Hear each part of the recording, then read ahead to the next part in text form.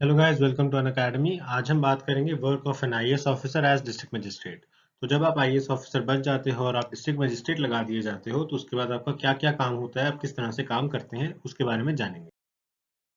तो आप ये देख सकते हो, ये आंध्र प्रदेश में डिस्ट्रिक्ट मजिस्ट्रेट का ऑफिस है या डिस्ट्रिक्ट कलेक्टर का ऑफिस है। आप देख सकते हो कितनी शानदार बिल्डिंग है और इसके अंदर आपको एंटीक्विटी भी दिख रही है। आपको बेसिकली मॉडर्नाइजेशन भी दिख रही है, आपको सोलर पैनल्स वगैरह भी दिखाई दे रहे हैं। बहुत ही सुंदर ऑफिस होते हैं डिस्ट्रिक्ट मजिस्ट्रेट्स के।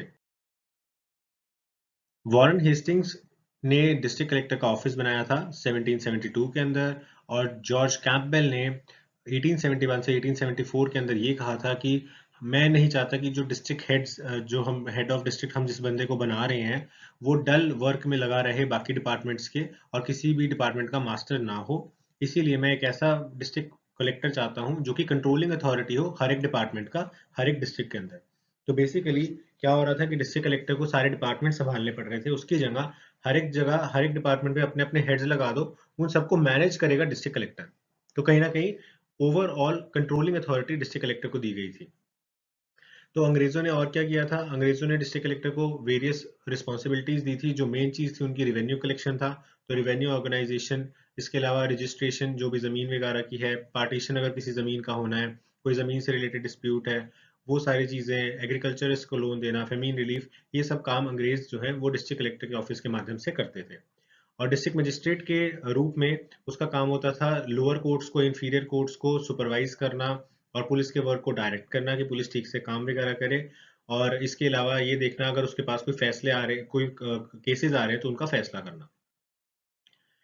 इन दोनों के अलावा उसको पीस कीपिंग का भी काम होता था, जो पीस कीपिंग का काम आज भी हमारे यहाँ भी होता है। तो डिस्ट्रिक्ट मजिस्ट्रेट जो है, he is responsible for keeping peace in his district. इसमें इसकी सहायता करने के लिए अन्य सारे ऑफिसर्स आ जाते हैं, जैसे कि सुपरिटेंडेंट ऑफ पुलिस आ जाता है, इंस्पेक्टर जनरल जेल आ जाता है, सर्जन आ जाता है डॉक्टरी के लिए मेडिकल की तरफ से, फॉरेस्ट ऑफिसर आ जाते हैं, आपके चीफ इंजीनियर्स आ जाते हैं, जो कि अपनी सारी एक्टिविटीज जो हैं वो बताते हैं डिस्ट्रिक्ट कलेक्टर को।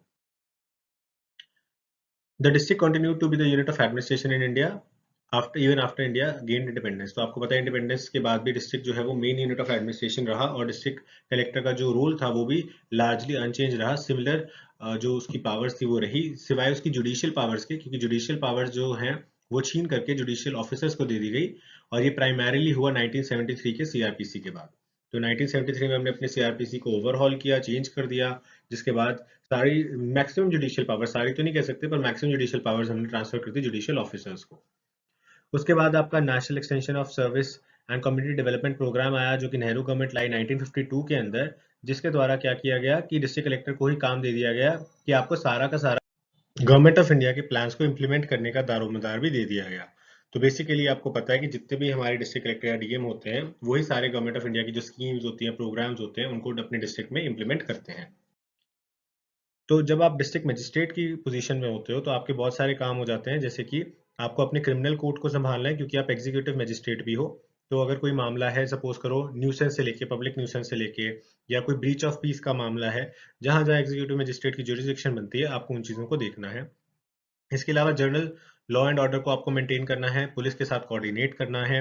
सबऑर्डिनेट जो आपके एग्जीक्यूटिव मजिस्ट्रेट्स हैं, जो जैसे मैंने आपको बताया था एसडीएम्स हो गए या और एग्जीक्यूटिव मजिस्ट्रेट हो गए, जो ज़्यादातर तहसीलदार या नायब तहसीलदार को नियुक्त किया जाता है, तो उन सबकी भी आपको इंस्पेक्शंस करनी है, उनकी कोर्ट्स की इंस्पेक्शंस करनी है।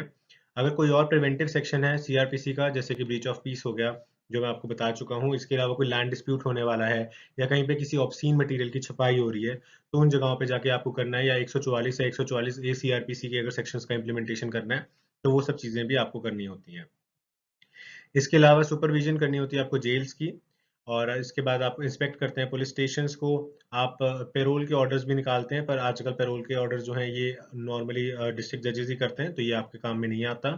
इसके अलावा जो आर्म्स लाइसेंस होते हैं, आर्म्स एक्ट के अंदर जितने भी हथियार, असला बारूद के लाइसेंस होते हैं, वो आपको प्रिपेयर करने होते हैं, देने होते हैं। अगर किसी स्टेट के अंदर पब्लिक प्रोसिक्यूशन का सिस्टम नहीं है, वैसे तो अब सब जगह है, क्योंकि सीआरपीसी में 2005 की अमेंडमेंट से इसको जोड़ दिया गया था कि हर एक जगह एक पब्लिक प्रोसिक्यूटर का डायरेक्टर होगा एंड वो प्रोसिक्यूटर्स में से ही चुना जाएगा। तो इसीलिए अब ये वाला काम भी आपके जिम्मे नहीं रहा, तो ये वाला काम भी आप स्किप कर सकते हो। अदरवाइज आपको पब्लिक प्रोसिक्यूटर्स को पैनल बनाना होता था, जो कि सेशन जज की कोर्ट में केसेस लड़ेंगे सरकार के लिए। नेक्स्ट आ जाता है आपका डिजास्टर मैनेजमेंट के टाइम पे आपको नेचुरल कैलेमिटीज आ जाए तो उस टाइम आपको सारे डिस्ट्रिक्ट को संभालना होता है फ्लड फेमाइन एपिडेमिक के टाइम पे। इसके अलावा अगर कोई दंगे फसाद हो जाए तब भी आपको क्राइसिस को मैनेज करना होता है। अगर कहीं चाइल्ड लेबर या बॉन्डेड लेबर का मैटर चल रहा है या कोई और कानून की उल्लंघना हो रही है तो उसको भी आपको देखना होता है। जब आप डिस्ट्रिक्ट कलेक्टर की पोजीशन में होते हो तो आपका मेन जो काम होता है, प्रमुख काम जो होता है वो आपको रेवेन्यू कोर्ट को चलाना होता है। रेवेन्यू कोर्ट बेसिकली जितना भी एग्रीकल्चर से रेवेन्यू आ रहा है उस चीज के बारे में जितने भी केसेस है उन सबको आपको सुनना होता है। लैंड एक्विजिशन का कोई मामला है क्योंकि आप लैंड एक्विजिशन ऑफिसर भी होते हैं तो उससे रिगार्डिंग आपको देखना होता है। कलेक्शन ऑफ लैंड रेवेन्यू करना होता है, कलेक्शन ऑफ टैक्सेस करना होता है, इरिगेशन ड्यूज आपको कलेक्ट करने होते हैं। कोई प्रॉपर्टी के डॉक्यूमेंट्स वगैरह है तो उनकी रजिस्ट्री, सेल डीड्स बनवाना, पावर ऑफ अटॉर्नीज जो होती हैं उनकी सेल्स देखना, वो सब काम आपको करने होते हैं। रजिस्ट्रार के आपको बेसिकली काम करने होते हैं। इसके अलावा जो स्टैट्यूटरी सर्टिफिकेट्स होते हैं, चाहे वो SC ST OBC सर्टिफिकेट हो, डोमिसाइल सर्टिफिकेट हो, नेशनैलिटी सर्टिफिकेट हो, इन सभी में डिस्ट्रिक्ट कलेक्टर का रोल आ जाता है। इसके अलावा रिलीफ एंड रिहेबिलिटेशन जैसे हमने देखा कि अगर कहीं पे क्राइसिस वगैरह हो जाए तो उनको आपको देखना होता है। इसके अलावा आपको इंस्पेक्शंस करनी होती हैं जितने भी ऑफिसेज आपके अंडर आते हैं। तो एक डिस्ट्रिक्ट कलेक्टर के अंदर मल्टीपल ऑफिसेज आगे, मल्टीपल डिपार्टमेंट्स आगे डिस्ट्रिक्ट के, उन सभी ऑफिसेज और सब डिविजन्स की, तहसीलों की इंक्वायरी, इंस्पेक्शंस, टूर्स लगाना, वो सब भी आपके काम में आता है। नेक्स्ट आता है आपका डिप्टी कमिश्नर एंड या डिस्ट्रिक्ट कमिश्नर भी बोला जाता है। तो जब आप डिप्टी कमिश्नर या डिस्ट्रिक्ट कमिश्नर होते हैं तो उस टाइम पे आपका क्या रोल होता है? तो उस टाइम पे प्राइमरीली आपका रोल होता है कोऑर्डिनेट करना लोकल बॉडीज के साथ। तो जितनी भी लोकल बॉडीज बनी होती है या लोकल लेवल पे आपकी पंचायत के डिपार्टमेंट्स हो गए, पंचायत से रिलेटेड काम हो गए, या आपके म्यूनिसिपैलिटी से रिलेटेड काम हो गए, या उनमें कोई एडमिनिस्ट्रेटिव प्रॉब्लम आ रही है तो उन सब चीज़ों को एड्रेस करना। अगर कोई प्रॉब्लम आपके पास लेके आ रहा है तो उन चीज़ों को एक्सेप्ट करना, एड्रेस करना, और इसके अलावा सारी रिपोर्टिंग डिविजनल कमिश्नर को पहुंचाना। तो divisional commissioner again IAS officer होते हैं। ऑफ कोर्स वो जो DM बने होते हैं उनसे काफी ज्यादा सीनियर हो जाते हैं और वो मल्टीपल डिस्ट्रिक्ट को हेड करते हैं। तो सपोज करो अगर ये स्टेट है और ये 3 4 5 6 डिस्ट्रिक्ट्स हैं तो इन 2 डिस्ट्रिक्ट को एक डिवीजन बना दिया तो ये डिवीजन 1 हो गया, या फिर इन 4 का एक और डिवीजन बना दिया तो ये डिवीजन 2 हो गया। तो इस तरह से एक डिवीजन के अंदर मल्टीपल डिस्ट्रिक्ट्स आ सकते हैं। So this was all about the role of district magistrate. तो अगर आप लोग भी डिस्ट्रिक्ट मजिस्ट्रेट बनना चाहते हैं, IAS बनना चाहते हैं, तो आप अन अकेडमी के साथ जुड़ सकते हैं।